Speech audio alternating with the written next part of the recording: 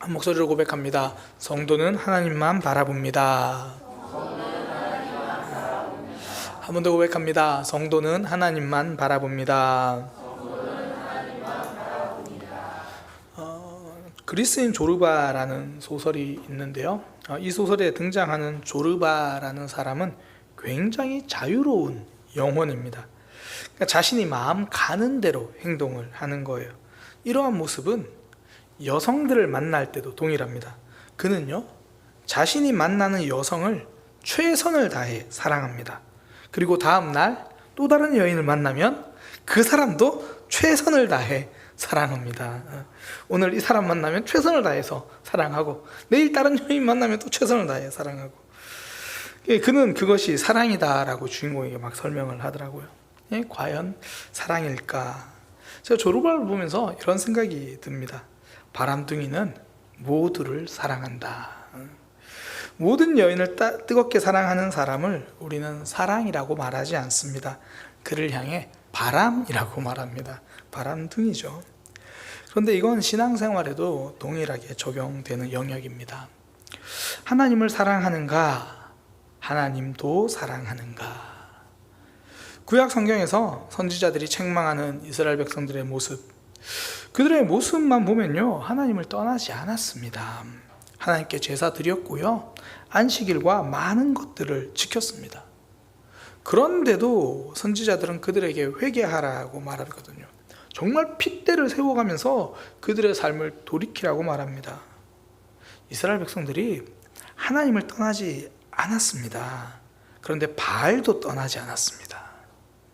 여전히 아세라를 섬겼고요, 하나님도 섬기고 바알도 섬겼습니다. 그러니까 한 손에는 바알에게 제사를, 다른 한 손에는 하나님께 영광을, 그런 이스라엘의 모습, 이걸 하나님을 향한 사랑이라고 성경은 말하지 않습니다. 영적인 음란이다, 이렇게 이야기를 하죠. 신앙은요, 하나님도 사랑하는 것이 아니라 하나님만 사랑하는 거죠. 근데 이 말이 내가 좋아하는 취미를 버리고 좋아하는 사람도 떠나고 이런 말이 아니에요. 어떤 이들은 이 아브라함, 이삭을 바친 사건을 자꾸 이상하게 해석을 해요. 내가 너무 좋아하는 것은 하나님이 다 뺏어 가시지는 않나, 하나님이 그거 다 바치라고 요구하시진 않나, 이렇게 생각하는데 그렇지 않습니다. 하나님과의 관계를 그 영역이 침범하지 않게 하라는 거지, 사랑하지 말라는 게 아니에요. 예를 들어 등산을 좋아합니다. 축구도 좋아하고 캠핑도 좋아합니다. 괜찮아요. 제발 등산을 좀 좋아하세요. 괜찮아요. 그런데 등산하겠다고 주일에 빠지면 안 된다는 거죠. 그러니까 등산도 캠핑도 하나님과 나를 더 깊게 만들어줄 수 있죠. 그 시간에 하나님을 더 느끼고 경험하는 게 가능하잖아요. 자녀도 마찬가지죠. 자녀를 통해서 내가 자녀를 정말 사랑하잖아요.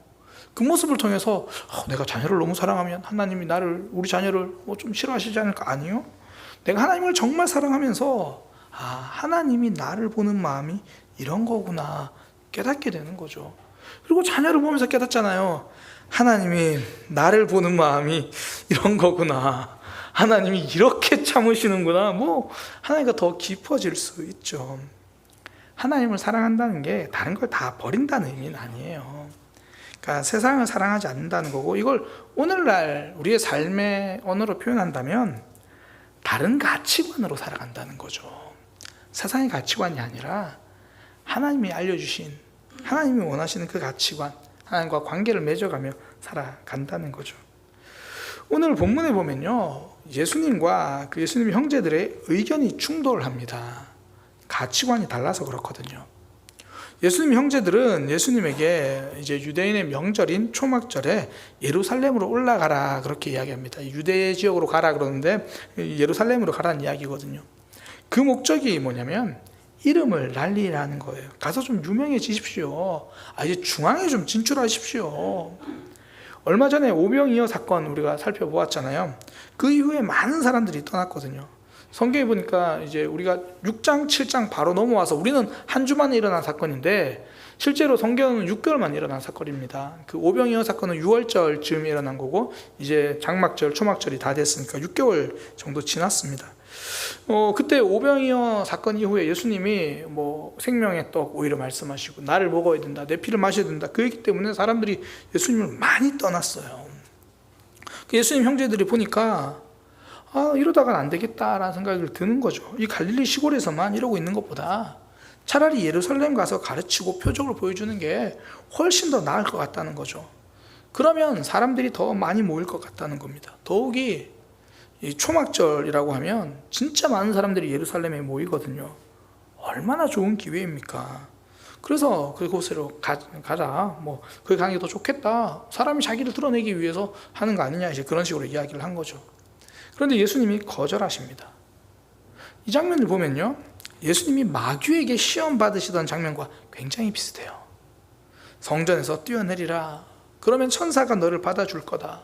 뭔가 사람들이 열광할 수 있는 거, 그거 선택하라 라고 말하죠. 지금 형제들이 하는 말이 그거예요. 원래 사단은요, 한번 유혹해보고 유혹에 넘어오지 않네, 그리고 포기하지 않습니다. 계속 찾아와요. 다양한 모습으로 찾아오죠. 다양한 모습으로, 그러나 한결같이 늘 우리를 찾아옵니다. 결국 하나님이 아닌 다른 세상의 방법, 세상 사람들이 원하는 거 똑같이 추구하라고 이야기를 하는 거죠.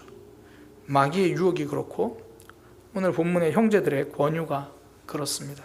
게다가 바로 이 직전에 오병이어 사건 이후에 몰려온 사람들이 그런 거잖아요. 예수님이 왕으로 삼으려고 하고, 그러니까 사람들의 인기, 사람들의 가치관, 그런 거죠. 계속 세상과 동일한 가치로 살아가라고 유혹하는 겁니다. 근데 예수님은 그 유혹 다 거절하셨잖아요. 세상과 다르게 사는 모습을 보여주십니다. 마귀의 유혹 말씀으로 이기셨고, 오병 이후에 사람들의 인기는 오히려 거절하셨고, 그리고 예수님이 형제들에게 예수님이 이야기합니다. 세상은 나를 미워한다. 세상이 너희는 미워하지 않는다. 언제 너희는 갈 수 있다. 그러나 나는 지금 갈 때가 아니다. 그러니까 나는 세상과 다르다라는 거죠. 예수님은 세상과 다르게 살아간다. 사실 예수님에게 이렇게 집요하게 찾아온 유혹, 우리에게도 동일하죠. 주일에 한 번 믿음의 결단을 하고 오늘 금요 기도회 때 또 열심히 기도해서 하나님 막 그렇게 믿음의 결단을 한다고 해서 유혹이 사라지지 않습니다. 신앙의 갈등이 없어지지 않습니다. 그런 마음 들잖아요. 이미 신앙생활을 해버려가지고 하나님을 떠날 수도 없고, 그래도 세상에서 말하는 성공과 기쁨, 그거 버리기도 쉽지 않고 버리고 싶지도 않고, 그럼에도 불구하고 저와 여러분, 우리는 하나님의 백성이잖아요. 하나님의 자녀고, 갈등한다고 해서 또 그냥 포기해버릴 수는 없잖아요. 유혹이 온다고 해서 그냥 그 유혹이 확 넘어가 버릴 수는 없잖아요. 그래서 어떻게 해야 하는가? 어떻게 해야 하나님 잘 붙들고 하나님 원하시는 가치관, 하나님만 바라보는 삶 될 수 있는가? 오늘 설교 제목, 성도는 하나님만 바라봅니다. 어떻게 가능한가? 오늘 말씀을 통해 그 예수님께 이야기했던 그 형제들의 모습, 그 모습을 통해서 한 두 가지 살펴보려고 해요. 그 형제들의 모습을 뒤집으면 되거든요. 첫 번째는 조급증 버리기입니다. 지금 제자들이 예수님에게 유대 지역으로 가라고 부추기는 이유는 눈앞에 보이는 현실 때문이에요. 오병이어 사건 이후에 많은 사람들이 떠났어요. 눈앞의 현실만 보면 나도 모르게 조급해져요. 그러다가 보면 가야 할 길을 놓치는 거죠. 사실 우리 모두는 하나님만 바라보고 살아야 한다는 거 알아요. 그게 정답인 줄도 알고, 그것이 우리에게 가장 좋은 길인 줄도 다 알아요. 그런데 지금 내 상황, 지금 내 형편, 지금 내 모습을 보면 더 급한 일이 자꾸 보이는 거죠. 그러니까 하나님의 뜻이 이루어지기를 기다리는 일은 멀어 보여요. 그러다 보면 나도 모르게 조급증의 함정에 빠지는 거죠. 이 조급증으로 망한 대표적인 왕이 북이스라엘의 여로보암 왕입니다. 다윗의 아들 솔로몬이 하나님을 떠나서 우상을 섬기잖아요. 그러자 하나님은 이제 솔로몬 이후에, 솔로몬 바로 그 아들 때에 나라를 둘로 나누십니다.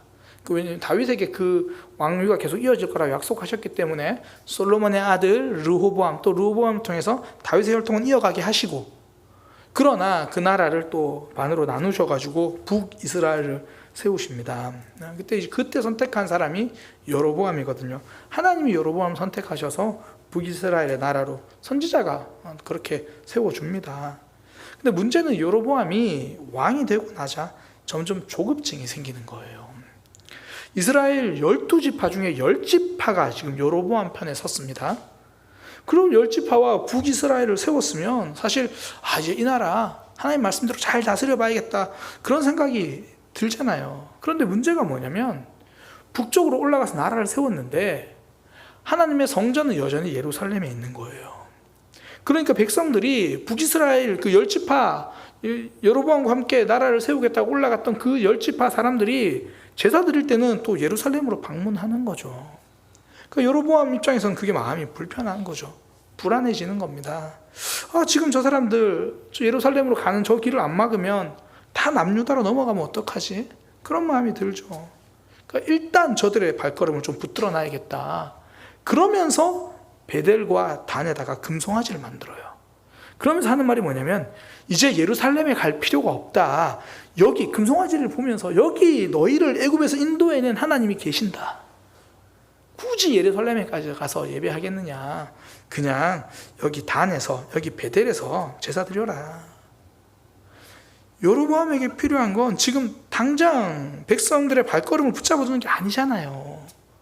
계속 하나님 말씀대로, 하나님 말씀에 입각해서 하나님 붙들고 나라를 다스리는 건데, 하나님 앞에 서 있는 건데, 그러면 그를 세우신 하나님이 여로보암 책임지시잖아요. 사실 우리의 삶도 동일합니다. 하나님이 우리를 구원하셨잖아요. 우리를 불러주셨어요. 그럼 하나님이 우리를 책임져 주시거든요. 그럼 하루하루 삶에서 하나님 붙들고 살아가면 됩니다. 그럼 반드시 하나님 주신 복을 누립니다. 근데 현실은 자꾸 여로보암 같잖아요. 계속 조급하고 막 지금 뭔가 안 하면, 지금 뭔가 백성들의 마음을 베델로 단으로 그거 안 하면, 지금 성과가 없으면 뭔가 계속 돌파구를 찾으려고 해요. 그러다가 가야 할 길을 놓치는 거죠. 제가 1년에 2번씩 이제 후배 전사님들과 독서 모임을 한 12주 정도 이렇게 진행을 합니다. 고전도 읽고 세계 명작 문학 작품들도 함께 읽어요. 그 읽고 이제 자신들의 생각도 나누고 내용도 정리하고 그럽니다. 그런데 제가 아직까지 책을 이렇게 봐도요, 저도 이해가 잘 안 될 때가 많아요. 보통은 뭐 세계 명작이나 고전들 기준으로 봤을 때, 그냥 제 기준으로 봤을 때요, 어떤 작품들은 한 50페이지 정도는 최소한 읽어야지, 아니면 또 길게는 한 70에서 100페이지는 읽어야지, 무슨 말을 하려고 하는구나, 그제야 저는 감이 좀 잡혀요. 그럼 그때부터 이제 하나하나 생각을 정리하고 책을 봅니다. 그런데 이 50페이지 넘기고 70페이지까지 이게 무슨 말 하려고 하는 거지? 답답하니까 흔히 이제 선택하는 게 뭐냐면 유튜브에다가 물어요. 예를 들어 그리스 조르바 설명 이러면요, 유튜브에서 그 설명 다 해주거든요. 그 설명을 쭉 들어요. 그러면 이해하기는 쉽죠. 근데 내 사고력은 잘하지 않아요. 그래서 제가 자주 하는 말, 책은 천천히 읽는 거다. 당장 조급하다고 그 설명 먼저 보지 말고, 설명 듣지 말고 내가 생각해보고 뭐 틀려도 괜찮다, 빠르게 읽으려고 하면 안 된다. 이게 독서에만 그런 게 아니라 우리 믿음에도 동일하다는 거예요. 하나님을 믿는다는 건 그분의 때를 기다린다는 거고, 그분이 걸어가시는 속도로 함께 걷는다는 거거든요. 그러니까 그분의 일하심을 기대하는 거죠. 그 과정에서 우리는 내 시간은 조금 내려놓고, 나도 모르게 막 조급증이 생길 때 그때 하나님 붙드는 거죠. 근데 자꾸 조급증 생길 때 조급증 가지고 결정하고 그러다 보니까 후회하고, 하나님을 따라 사는 삶, 하나님을 바라보는 삶, 조급증의 함정은요 늘 도사리고 있습니다. 사람과의 만남도 그렇고, 내 삶을 이끌어가는 과정에도 그렇고 지금 급해 보이고 지금 변화했으면 좋겠고 지금 뭔가 삶이 달라졌으면 좋겠고 그러지 않으면 뭔가 삶이 좀 큰일 날 것 같고 그러나 하나님은요 하나님의 때에 일하십니다. 오병이어 사건에 많은 사람들이 떠나버리자 예수님의 형제들 마음에 조급증이 생겼어요. 그래서 하나님의 뜻, 하나님의 기뻐하시는 가치관을 기다리지 못하는 거죠. 가서 사람들 많이 모일 때 그때 뭘 좀 해라. 우리가 이 땅에서 하나님을 바라보며 산다는 건 결국 이 조급증을 내려놓는 거예요. 제가 말씀을 준비하면서 저도 깨닫는 게 목회를 하면서 또 소중한 사람들을 만나면서 정말 기도해야 되는 이유를 다시 한번 저도 말씀을 준비하면 깨달아요. 이 조급증 내려놓기 위해서입니다. 이 조급증을 이기는 비결은 기도밖에 없어요. 하나님은 우리 삶 다 아시지만 우리는 내가 보는 것밖에 모르잖아요. 그래서 눈앞의 것만 보고 나도 모르게 자꾸 조급해지고 그때 조급한 마음과 결정과 선택, 그 행동으로 옮기기보다 조급한 마음이 들 때 이건 기도하라는 스위치구나 이렇게 생각하고 기도의 자리로 가는 그런 믿음의 백성 되기를 소망합니다. 지금 조급한 마음이 있다면 그 문제는 기도할 제목이 된다는 거죠. 그것이 하나님을 바라보는 비결입니다. 세상의 가치관으로 나도 모르게 따라가려고 할 때, 조급증 때문에 그렇게 가려고 할 때, 그 조급한 문제 가지고 기도할 때 결국 하나님이 알려주시는 그 길, 말씀의 가치를 따라 살아가는 거죠. 그렇게 하나님을 바라보게 되는 겁니다. 두 번째는요, 우리가 하나님을 바라보는 삶, 지금 내 삶의 목적을 점검하는 겁니다. 내 행동의 목적을 점검하는 거예요. 예수님은 이 땅에 사람 모으러 오신 분이 아니거든요. 영혼 구원하러 오셨죠. 근데 형제들은 그걸 보지 못해요. 그러면서 예루살렘 행을 권하는 겁니다. 명분은 얼마나 좋은지 몰라요. 더 많은 사람들을 가르치기 위해서, 효율적으로 일하기 위해서. 근데 진짜 그런 마음인가요? 예수님은 하나님이 이 땅에 본인을 보내신 이유를 놓치지 않았어요. 그래서 초막절에는 가지 않겠다고 말씀하십니다. 물론 이후에 초막절에 가십니다. 다음 주에 이제 보면 가세요. 근데 드러내놓고는 활동하지 않으시겠다. 그런 이야기예요. 지금은 사람들이 다 예수님을 죽이려고 하거든요. 그래서 안 가요. 근데 이게 죽음이 두려워서가 아니라 지금은 때가 아니라 그렇게 말씀하십니다. 그러니까 하나님의 계획을 이루기 위한 때는 아직 아니다.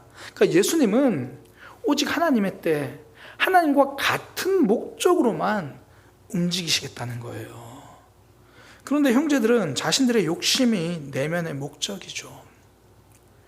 우리의 마음을 지키기 어려운 이유 중에 하나가 뭐냐면 마음은 잘 안 드러나요. 생각은 보이지가 않는다고요. 그래서 동일한 행동인데 사실은 목적이 다를 때가 있죠. 이걸 잘 보여주는 게 이제 빌립보서에서 바울이 감옥에 있을 때 그런 얘기를 하잖아요. 바울이 감옥에 갇히니까 사람들이 복음을 굉장히 열심히 전합니다. 그런데 눈에 보이는 모습은 다 복음을 열심히 전하는 건데 다르더라는 거예요. 한쪽에는 바울을 진짜 사랑하고 바울이 감옥에 갇혔으니까 하나님 나라를 위해서 우리가 복음을 전해야지, 바울과 같은 마음으로 열심히 복음을 전해요. 귀하죠. 또 다른 한쪽에는 바울이 감옥에 갇혔네. 바울보다 우리가 더 유명해지고 싶은데, 바울보다 우리가 더 사람들에게 인정받고 싶은데, 됐다. 바울이 감옥에 갇혔을 때 우리가 지금 성과를 내야 된다. 복음을 전하자. 이러고도 복음을 전했다는 거예요. 물론 바울은 이러나 저러나 다 복음이 전해지니까 그걸로 기쁘다라고 말을 해요. 복음은 전해져요. 그런데 그 둘을 보는 하나님의 평가는 다르겠죠. 우리가 하나님 앞에서 많은 일을 하고 섬기고 예배 자리에 앉아있고 하나님 앞에 간절히 기도합니다. 그때 우리 삶의 목적을 질문하는 거죠. 나 정말 왜 이러고 있는가? 왜 이러고 있는가? 가끔씩 그럴 때 있잖아요. 우리 주변에 보면 저 사람은 왜 저렇게 행동하지? 그러면서 저 사람을 위해서 내가 알려줘야겠다. 저 사람 저렇게 자꾸 잘못된 모습으로 행동하면 안 좋으니까, 저 사람 삶이 안 좋으니까 내가 진짜 저 사람을 찾아가서 알려줘야겠다. 목적을 다시 한번 질문하는 거예요. 진짜 그 사람이 바른 길을 갔으면 좋겠는 건가? 아니면 내가 저 모습이 보기 싫어서인가? 내 목적을 점검하는 거예요. 내가 보기 불편해서 그러는 건 아닌가? 그 모습에 내 마음이 불편해서 그런 건 아닌가? 계속 질문하는 거죠. 정말 예수님 형제들 입장에서 예수님이 정말 가셔가지고 비록 예수님을 죽이려는 사람들도 있고 여러 상황이 있지만 하나님이 원하시는 길이니까 그래도 가야죠 이건가? 아니면 정말 이제 많은 사람들 떠났으니까 이 기회에 가서 뭔가 더 많은 사람들에게 자신을 드러내기 위함인가? 성경이 정확히 이야기를 하잖아요. 자신을 드러내기 위함이다. 그렇게 위해서 가야 된다. 그리고 그렇게 말하는 이들을 보고 평가는 믿음이 없다라는 거예요. 믿음이 없다라고 이야기를 하는 거죠. 목적이 잘못됐으니까요. 그래서 우리 신앙생활도 마찬가지입니다. 동일하게 신앙생활을 하고 있지만 드러나는 모습은 마음은 보이지 않으니까 행동은 동일할 수 있습니다. 그때 목적을 질문하는 거예요. 그리고 중요한 건 뭐냐면 그 목적에 대한 답을 남에게 하는 게 아니라 나에게 하는 거죠. 진짜 내 마음은 뭔가 나에게 대답한다는 거, 다른 말로 하나님께 대답한다는 거예요. 목사님, 제가 진짜 제 목적은 이거거든요. 목회자한테 이야기하는 게 아니고, 집사님, 제가 진짜 제 속마음은 진짜 사람에게 인정받으려고 하는 게 아니라 하나님 바라보고 하는 거예요. 그거 말고, 명수야, 너 정말 그거 맞니? 바울이 그런 표현 많이 하잖아요. 주께서 나의 증인 되신다. 하나님이 내 증인 되신다. 그 모습으로 질문하는 거죠. 그리고 하나님께 대답하는 거죠. 예수님이 겟세마네 동산에서 기도하는 그 시간, 사실 하나님께 대답하는 시간이잖아요. 너 정말 십자가 지러 가야지. 솔직하게 대답하잖아요. 하나님, 저 가기 싫어요. 저 가기 싫어요.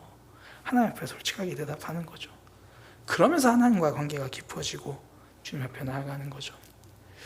우리가 이 땅에서 살아갈 때 신앙생활 하면서요, 이런저런 많은 일들을 하게 됩니다. 교회에서, 또 공동체에서, 또 말씀 때문에. 그런데 그 행동과 그 모습 가운데 목적을 묻는 거예요. 나는 이거 왜 하려고 하는가? 진짜 하나님이 내게 주신 마음, 정말 하나님과 관계가 깊어지기 위해서 하는가? 아니면 때로는 내 모습, 내가 원하는 것 이루는 과정이고 통로는 아닌가? 똑같은 행동이 하나님 나라의 가치관으로 움직이는 모습일 수 있고요. 똑같은 행동이지만 세상의 가치관을 따라 움직이는 모습일 수 있다는 겁니다. 그래서 성도는 목적을 점검하는 거예요. 하나님 앞에 질문하고, 하나님 앞에 대답하고, 잘 모르겠으면 엎드려 기도하고, 그렇게 하나님 붙드는 삶이 되는 거죠. 오늘 예수님과 예수님 형제들의 대화, 서로 다른 이야기를 계속하고 있어요. 그 모습을 통해서 하나님의 때 하나님을 향해 걸어가려고 했던 예수님과 그렇지 않은 형제들의 모습을 보았습니다. 이 모습을 통해서 우리는 하나님만 바라보는 세상과 다른 그런 삶 살아가는 우리의 모습 되기를 원합니다. 형제들의 모습을 통해 두 가지 살펴봤어요. 조급증을 내려놓는 것, 기도가 답입니다. 그리고 목적을 점검하고 하나님 앞에서 대답하고, 비록 다 모를지라도 하나님 붙들고 그렇게 걸어가는 저와 여러분이 되기를 소망합니다. 기도하겠습니다. 하나님만 바라보는 삶 되게 하여 주옵소서. 때로는 그 삶이 좀 버겁고, 때로는 세상과 더불어 세상의 가치관으로 살아가고 싶을 때도 많습니다. 그러나 포기하지 않겠습니다. 그러나 유혹에 넘어지지 않겠습니다. 우리 안에 있는 조급증의 함정을 이겨내고 내가 행동하고 내 모습 속에 있는 그 목적이 무엇인지를 하나님 앞에서 질문하고 대답할 수 있는, 그렇게 하나님 바라보고 살아갈 수 있는 우리의 모습이 되게 하여 주옵소서.